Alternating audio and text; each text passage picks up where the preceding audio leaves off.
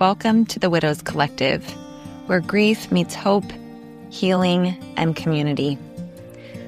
I'm Lauren Lentz, grief coach, fellow widow, and the heart behind this space. There is life before loss, and then there is life after. If you're here, it likely means your life has been turned upside down by the death of your person.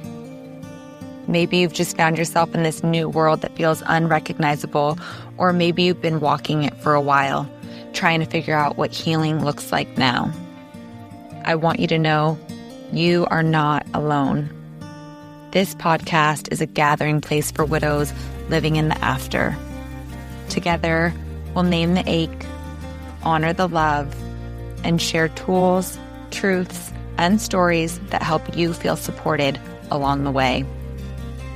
My hope is that every episode gives you a sense of community, comfort, and permission to meet yourself exactly where you are.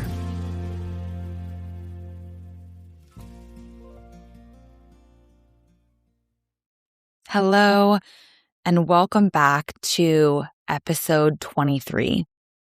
Today, I want to explore a question that comes up often in my conversation with other widows. Who am I now that he's gone? This question doesn't belong to just one season of grief. It can surface in the early fog of loss or months, even years later, when life looks steadier on the outside, but when the support has faded, when the world continues to move forward, and when you're functioning again, but you don't quite recognize yourself inside of that functioning. The house is quieter, decisions still feel heavier, and the future you once assumed no longer exists in the same shape. I remember a day, maybe 6 months after Kevin died, when I caught myself standing in the kitchen, just staring at our espresso machine. And it was the first time that I can remember thinking, I'm the only one here. I have to do this all by myself. And then the deeper questions arise. Who am I now? What hopes and dreams do I continue to carry? What dreams quietly died with him? What parts of me remain steady and what parts have shifted since death touched my life? It was overwhelming and, if I'm being honest, all-consuming to think about. Not because I couldn't handle the tasks in front of me, but because I realized something more existential had happened. Part of my identity, the woman whose life was intertwined with his every single day, no longer existed in the same way. And that realization was disorienting. Because when you lose your partner, you don't just lose a person, you lose the version of yourself that existed in relationship to them. The inside jokes, the shared language, the way they looked at you across a room and you knew exactly what they were thinking, the role you played in their life, and the role they played in yours. You lose the mirror that reflected back who you were and who you were becoming. And without that mirror, it's common to feel unanchored. You might ask yourself things like, do I still like the same things? Do I still believe the same things? Am I allowed to change? If I grow in new directions, does that mean I'm leaving him behind?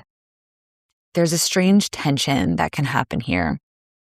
On one hand, there's grief, the ache, the longing, the wishing he were here to witness who you're becoming. And on the other hand, there can be moments, sometimes subtle, sometimes more startling, of possibility.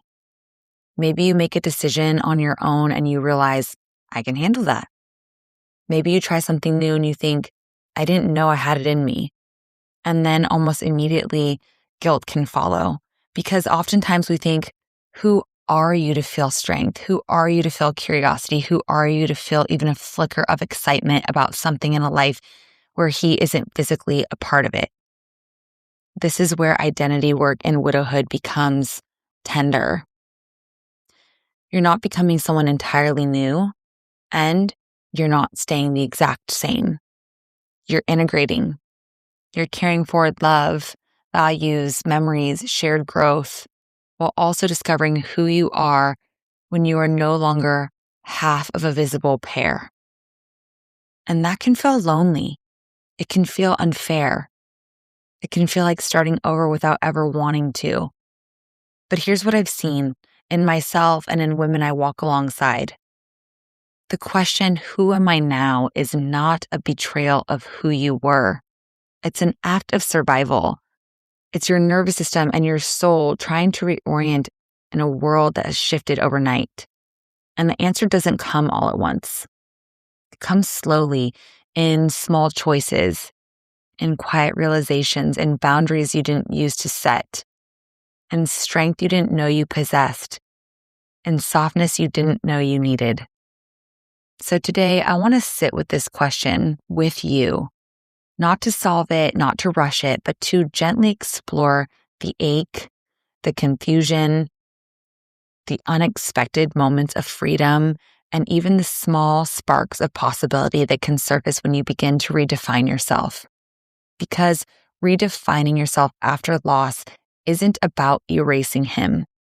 It's about discovering who you are now, carrying his love with you, but standing on your own 2 feet. When Kevin died, I didn't just lose my husband. I lost a mirror of myself.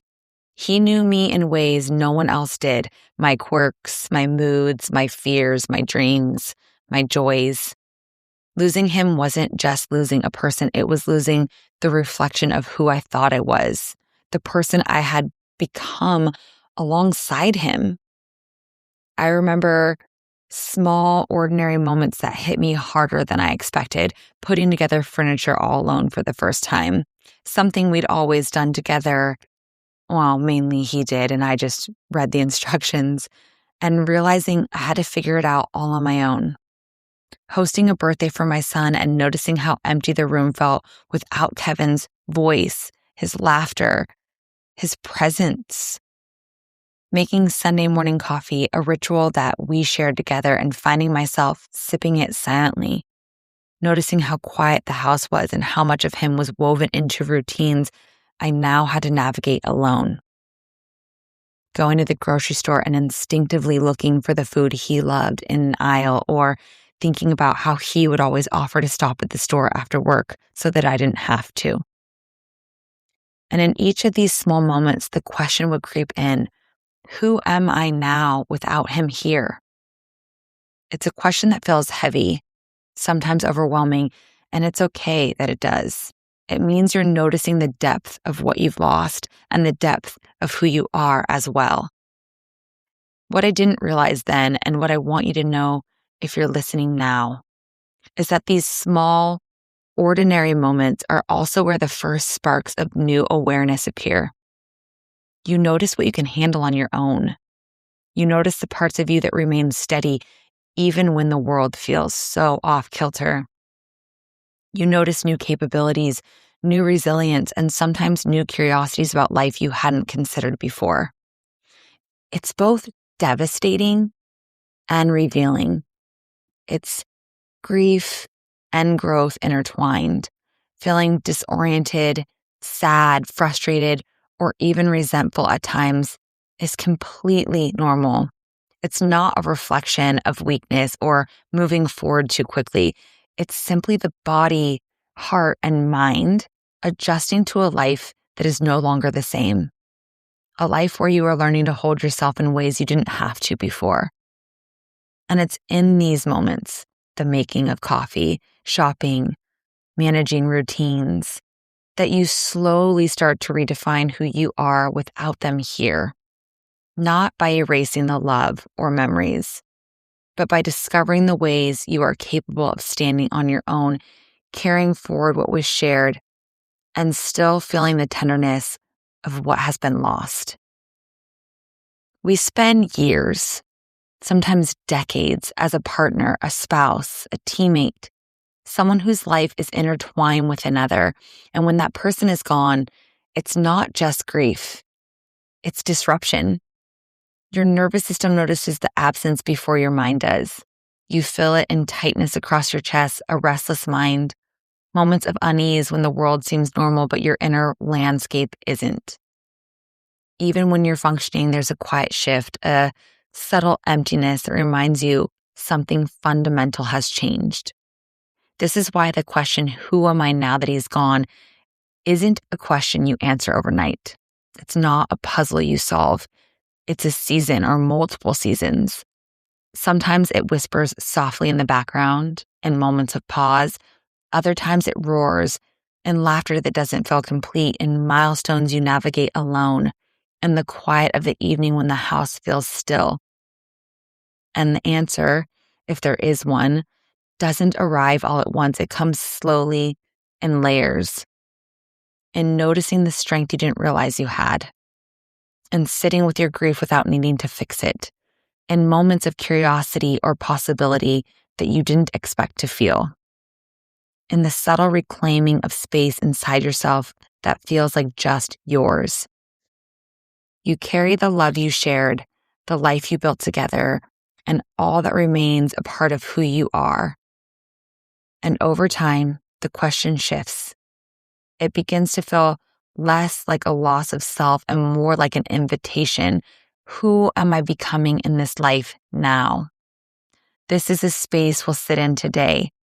The ache, the confusion, and yes, even the sparks of possibility as you explore who you are now that he's gone.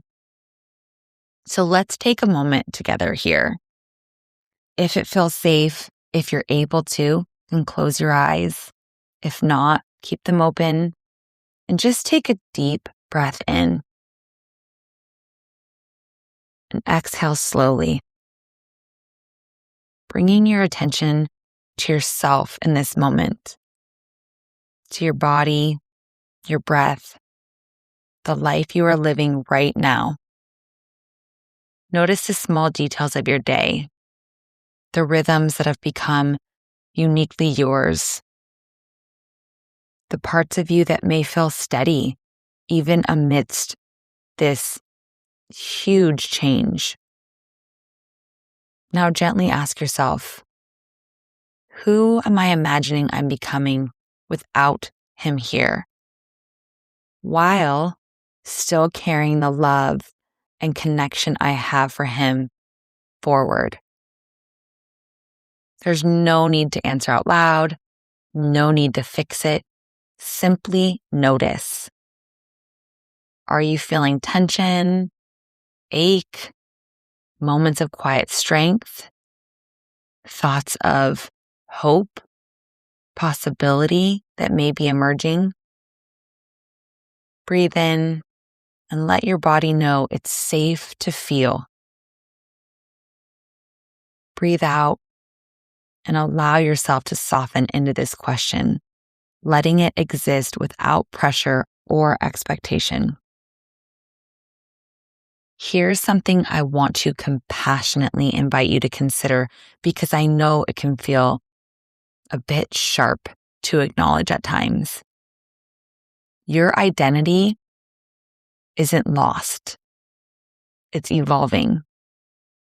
You are still yourself at your core, a mother, a daughter, a friend, the person who loves, who feels, who dreams, who survives.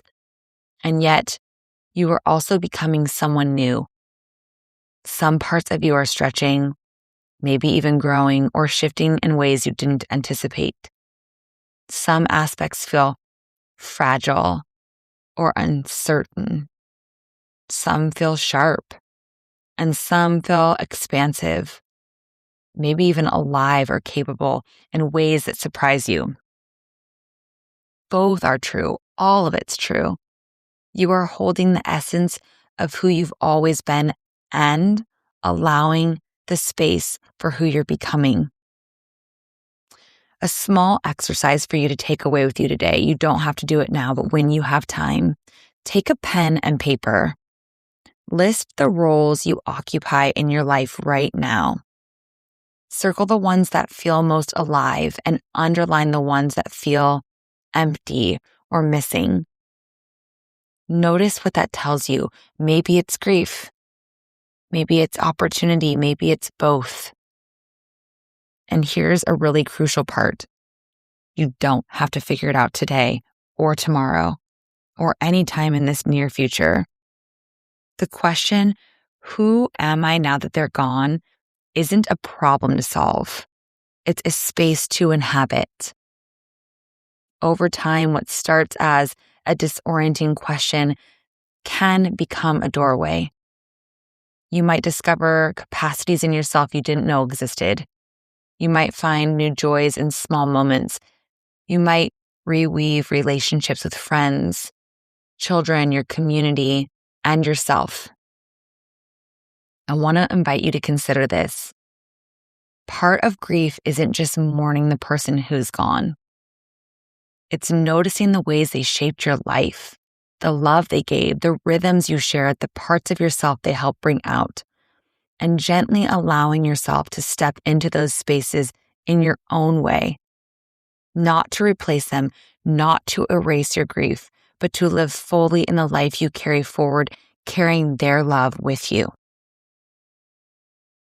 So as we wrap up today, sit with that question a little longer if you need to, for as long as you need to.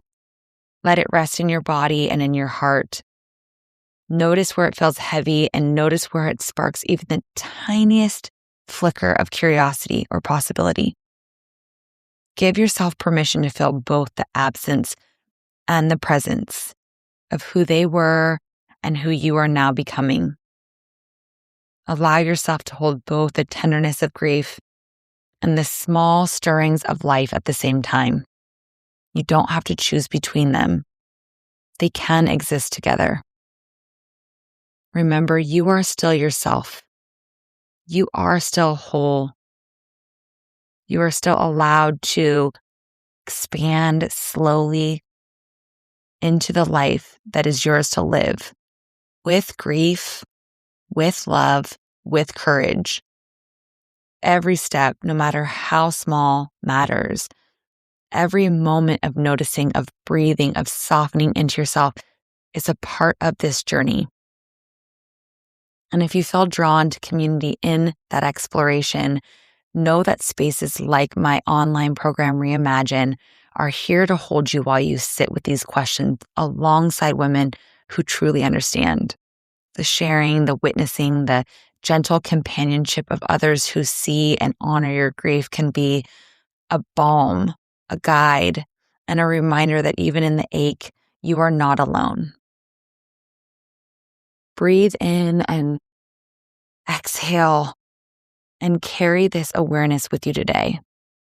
Let it remind you that grief and love can coexist. Strength and tenderness can coexist. And you are learning moment by moment how to live inside of both. Thank you for being here. Thank you for listening. Thank you for being open to this idea. Until next time, big hugs and lots of love. You've been listening to the Widows Collective. I'm Lauren Lentz, and it means so much to me that you spent this time here today. If you found comfort or connection in today's episode, I invite you to please subscribe, leave a rating, or share it with someone who might need a little support. You can also follow me on Instagram at I'm Sorry We're Friends and join my email list at laurenlentz.com to explore my one-to-one grief coaching, group program, retreats, and other tools designed to help widows navigate loss with understanding and guidance. I hope you'll join me next week for another conversation where we'll continue exploring grief, healing, and ways to reimagine life after loss. I'm sorry you're here, and I'm so grateful that you are. Thank you for being a part of this community. Your presence is an act of courage and self-compassion, and I'm honored to walk this path alongside you.